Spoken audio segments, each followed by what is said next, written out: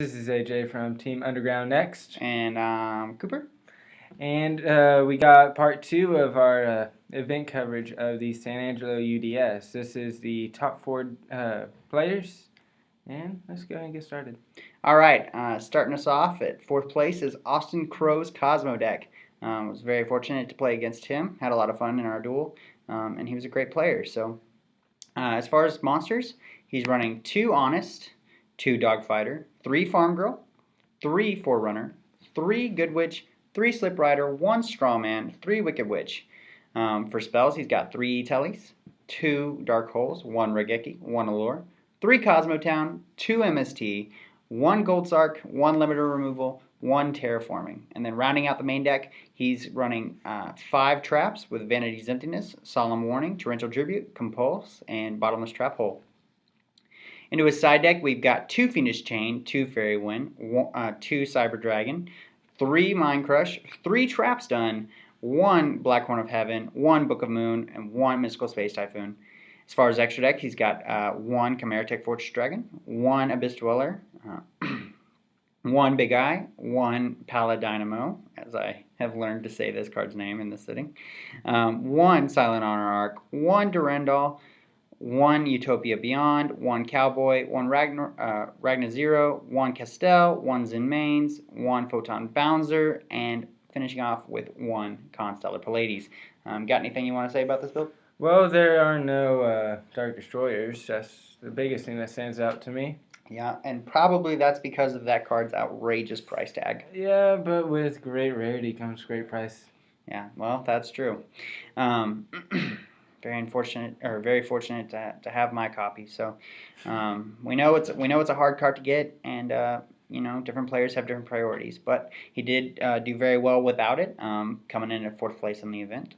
One thing that I want to mention is he during our duel he had some crazy combos with Recycling Dogfighter and Wicked Witch, and then banishing them again with Lure of Darkness to draw 2 cards. I thought that was pretty nice. Mm-hmm. And then when he faced my Dark Destroyer, he countered it with Utopia Beyond, which is a rank 6 monster that doesn't target and reduces all monsters' attack points to 0, or all your opponent's monsters' attack points to 0.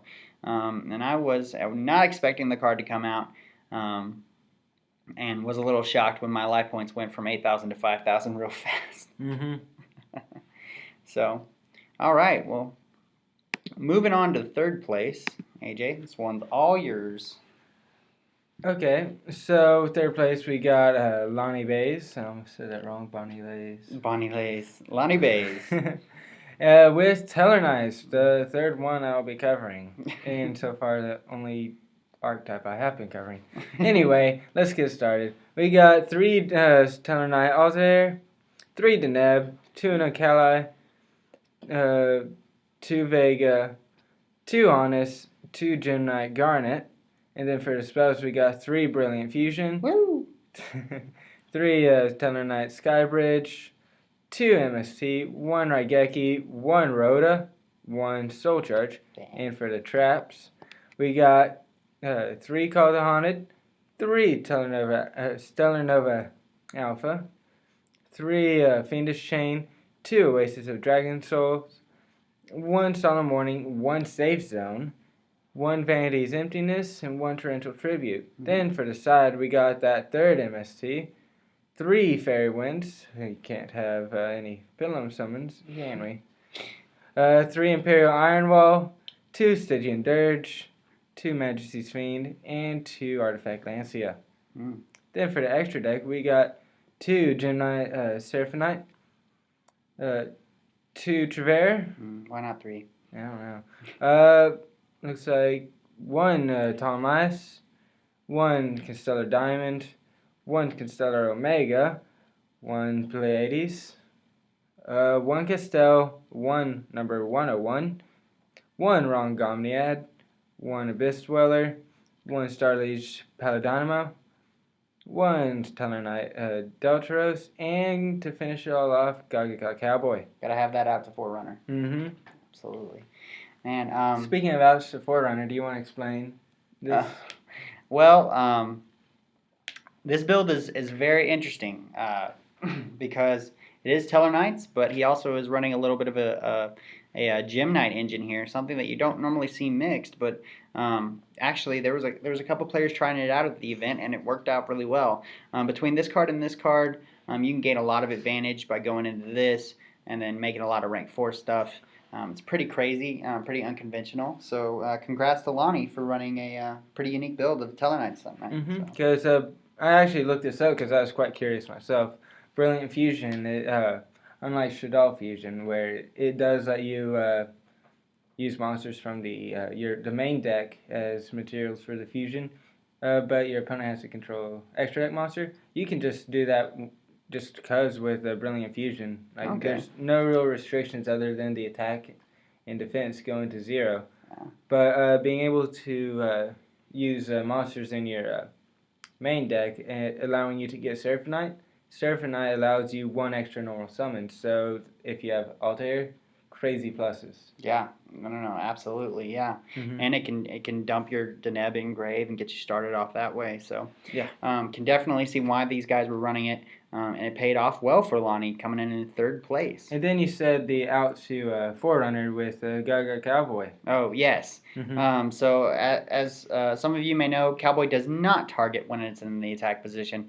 So you can lower the attack points of Forerunner and then just run over move over it, yeah, with Cowboy. So nifty trick to have in your bag if you're running a rank 4 type deck. I have never actually seen Cowboy summon in attack position, but hey. Oh man, take somebody crazy enough to do it. But so, all right, moving on to the 2nd place spot is Joey Escibio.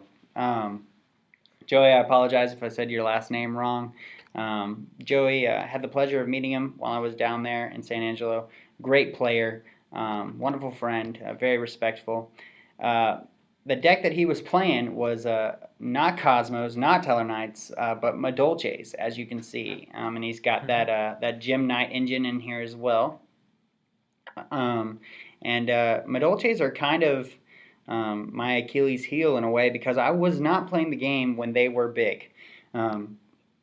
So going through this deck profile, you're going to hear me butcher their names and not being not really too knowledgeable on these guys because I had to have him explain the effects several times to me as I got the gist of it. But he was happy to do so, and for that I'm thankful. So Joey, A++ player, man. He's awesome. If you're down in the San Angelo area and looking for and you stumble across him in a card shop, definitely say hi. So getting onto the decks, Madolche Mewfluffle. Mewflip. I always get that one wrong. Mewflay. It's okay. Mewflay. Messin Gelato, because he's like the postman, and it's like candy. I don't know.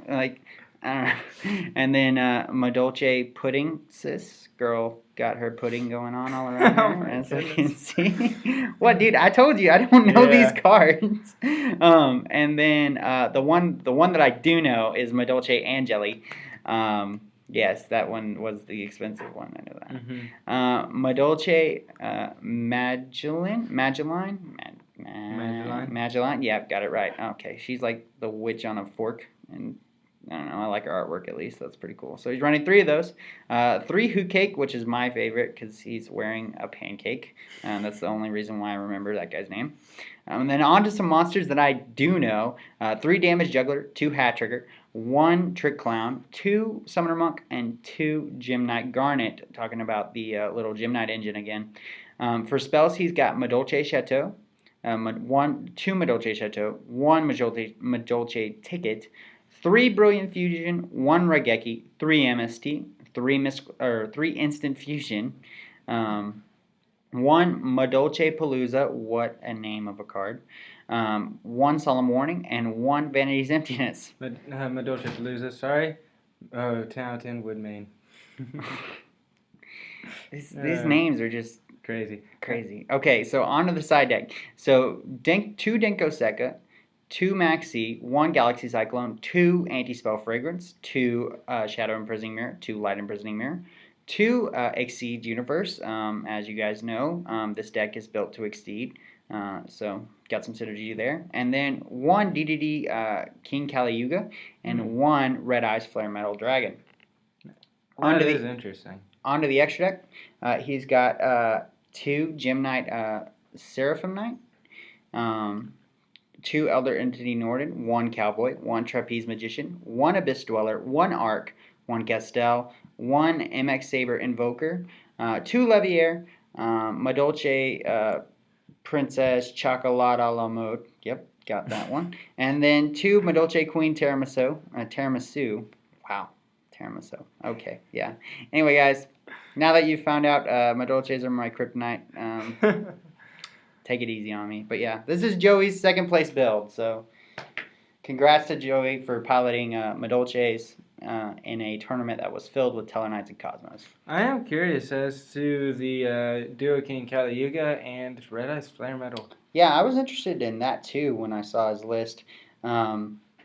Maybe there was, you picked him up on trades and thought why not, and had 2 spaces, but yeah. I'm not sure why he would Either way, side out they're of cool. Either way, yeah. I mean, I totally like to have those guys hanging out in my side deck.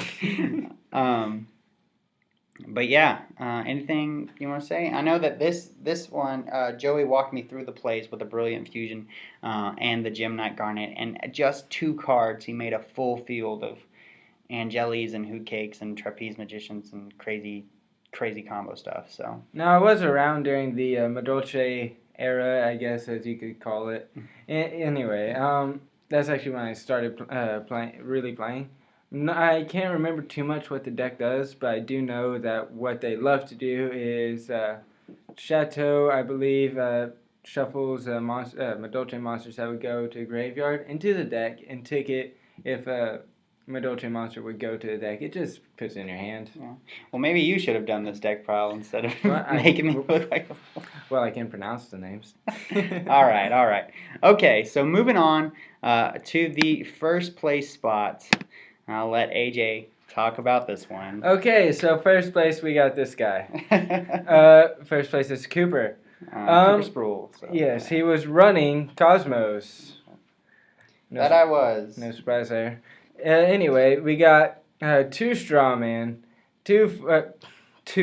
3 Farm Girl, 3 Good Witch, 3 Wicked Witch, 3 Slip Rider, 1 Dog Fighter, 3 Forerunner, and 1 Dark Destroyer. Then we got the 2 obligatory Honest. I think I used that word right, hopefully. Anyway, then we got 3 Mystical Space Typhoon, 3 Cosmotown, 3 E-Telly, 2 Dark Hole, 1 Raigeki, 1 Gold Shark, 2 Reasoning, 1 Storming Mirror Force, 2 Normal Mirror Force, and 1 Vanity's Emptiness.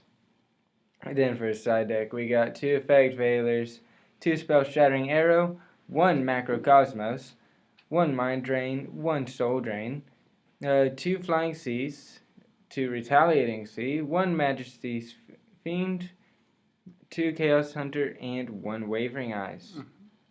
Then we got, in the extra deck, 1 Abyss Dweller, 1 Gaga Cowboy, 1 101, 1 Castell, 1 Dark Rebellion Exceeds Dragon, 1 number 80 Rhapsody and Berserk, 1 Volcasaurus, 1 Big Eye, and 1 Red Eyes Flare Metal Dragon. Yep. So, quick question. Do you have any reason for only putting in 1 Wavering Eyes? Yes. So, going into the tournament, I was deathly afraid of playing against Pepe.